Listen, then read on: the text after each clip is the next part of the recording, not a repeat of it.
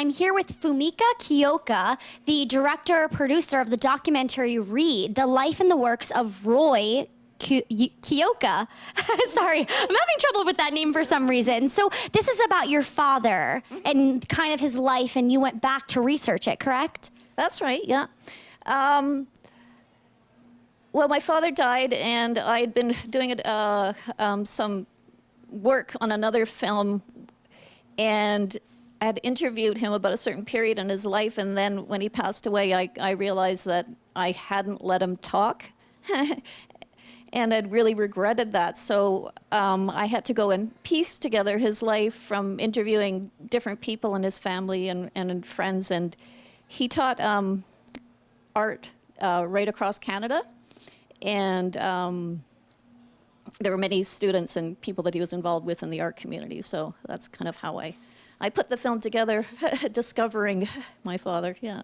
Yeah, so what was the process like? Obviously, this documentary was giving you more insight on your father's life than you would have ever imagined to know. What was that feeling of sitting here and listening to these people talk about your father? Well, some of it was very surprising. Some of it was actually quite painful.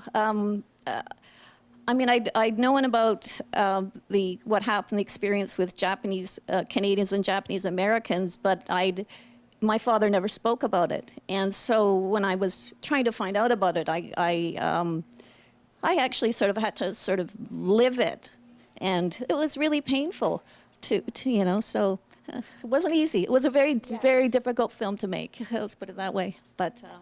And so how do you feel about it now that it's complete and you get to look back at it and kind of be like, I went through all of this hard times listening to everybody talk about my father this way. How did it make you feel when you came to the conclusion of that project? Well, for one thing, it made me realize just how my father, he really took care of people right across the country in terms of the arts and brought up many, many people, and I felt very proud of him, and I felt incredibly relieved that I was able to put his life and realize that life is so short and so precious, you know, that we really have to enjoy each moment because it's, you know, it's only there. When I went from that point to that point, oh, that's his life, yeah. But he lived the life of 12 normal people. Yeah, he had all sorts of things that I had no idea going on. Yeah, so obviously you're in town from Canada and you're here for the festival. How does it feel for this to kind of be able to showcase it and tell people, all right, this is what I've been working on? What do you want them to take away from the movie?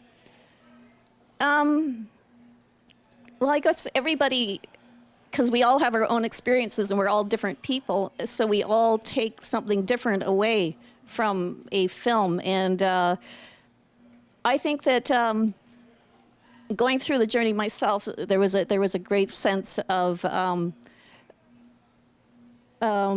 almost like psychotherapy. You come out the other end and you're sort of free of it. So hopefully other people going through the journey would feel that as well. You know, so there's kind of an advancement, right? Yeah, definitely. And you were saying you were so excited to film this documentary and kind of be able to realize it, learn from it, and put it in the past. That's what you were saying, right?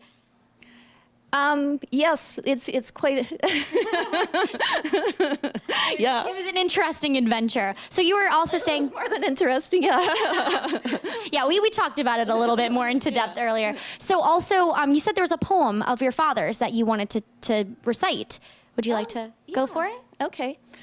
Okay, my father, as well as being an artist, was a poet, so this was a poem that I remember quite well, and it's about a place in Japan. It goes, Itsukushima, the gate, the ravenous gate through which the mind, alias the wind, blows on its way to becoming a huge sky house.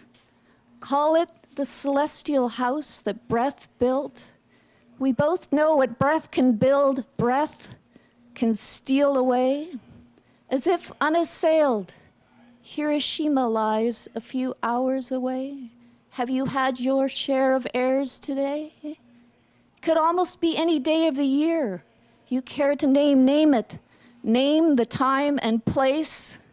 Put father there, beside a child feeding the holy pigeons, while all around the green swarth hides a once charred hearth. That's just a piece of the poem, but thank you. Yeah, well, thank you so much. And when can we see the screening of the documentary? At 4 o'clock tomorrow, that's Friday at 4. It's called Read the Life and Works of Roy Kyoka. Awesome. Well, thank you so much. Thank you.